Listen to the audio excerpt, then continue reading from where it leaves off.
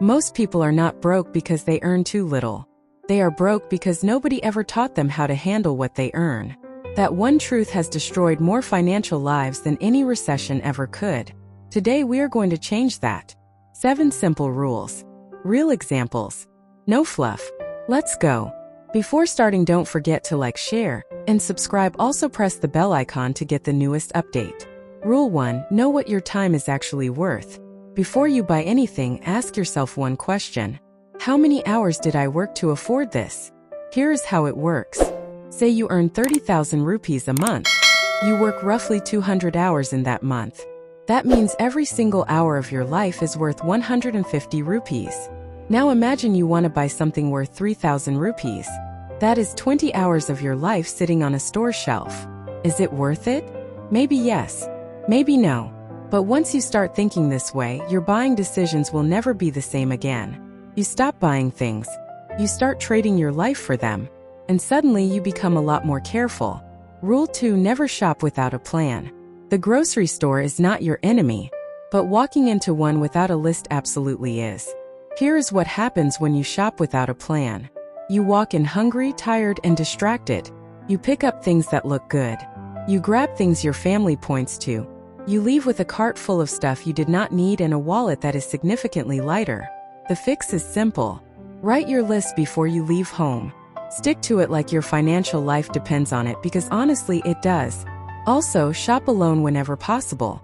Shopping with children or a partner often means extra items find their way into your cart with zero guilt attached.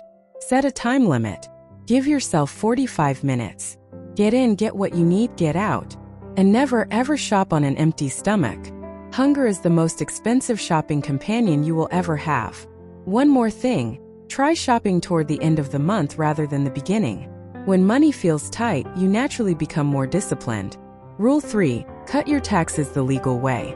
Most people think taxes are something that just happens to them. Smart people treat taxes like a problem to be solved. There are legal ways to reduce how much tax you pay every year.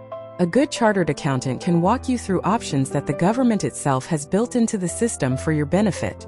One of the easiest starting points is insurance, specifically term insurance. Here is the difference most people never understand. Term insurance and investment should never be mixed together. Ever. A pure term plan gives you massive coverage for a fraction of the cost. A money-back plan looks attractive but charges you 10 to 20 times more in premium. You end up overpaying for coverage while getting mediocre returns on your investment. Keep them separate. Buy simple term coverage. Invest your remaining money where it actually grows. Your insurance coverage should be at least 10 times your annual income. That is the baseline, not a suggestion. A rule. Rule 4. The car rule nobody tells you. Buying a car is one of the fastest ways to quietly destroy your finances if you do it wrong. And most people do it wrong. Here is a clean framework to follow. Call it the 24-10 rule.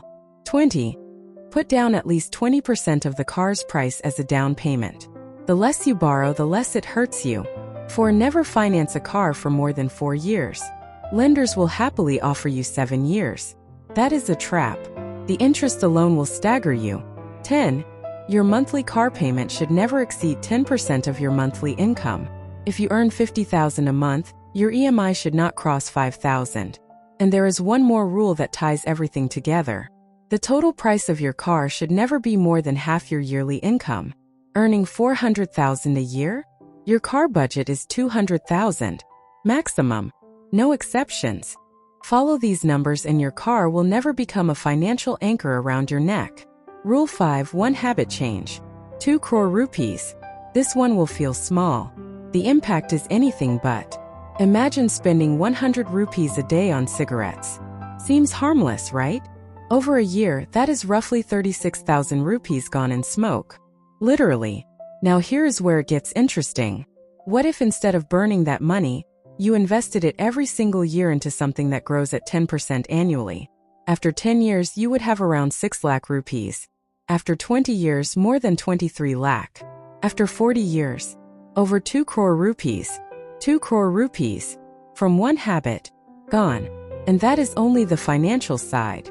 The health side is a separate conversation entirely. The point is this. Every small, repeated expense has a future price tag attached to it that most people never see. Once you see it, you cannot unsee it. Rule 6: good debt and bad debt are not the same thing.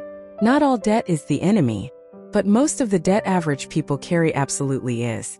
Here is the line that separates good debt from bad.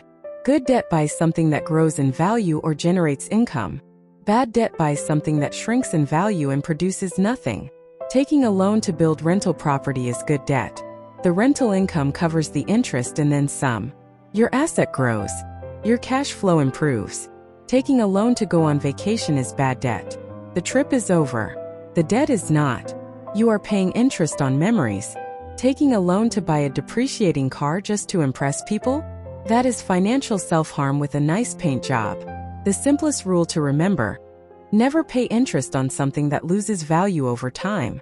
Credit card debt is the worst of all. It is designed to grow faster than you can control it. Treat it accordingly. If you cannot buy it with cash you already have, seriously ask yourself whether you should be buying it at all. Rule 7: stop performing wealth you do not have.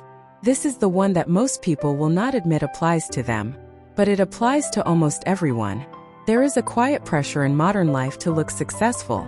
New phone every year, branded clothes, the right car in the driveway, the vacation photos that signal you are doing well.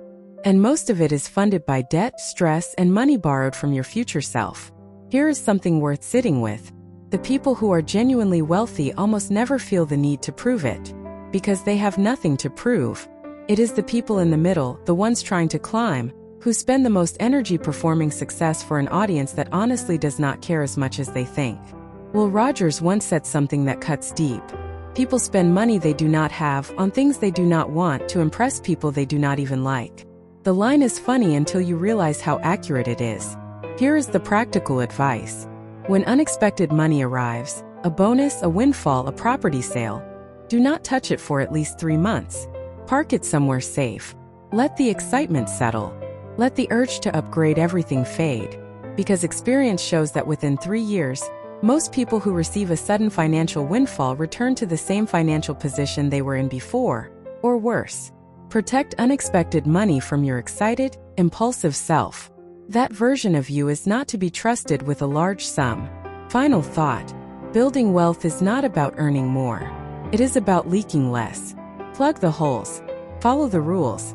Stay consistent. And one day you will look back at the version of yourself who used to spend money to feel important, and you will smile, because that person will seem like a stranger,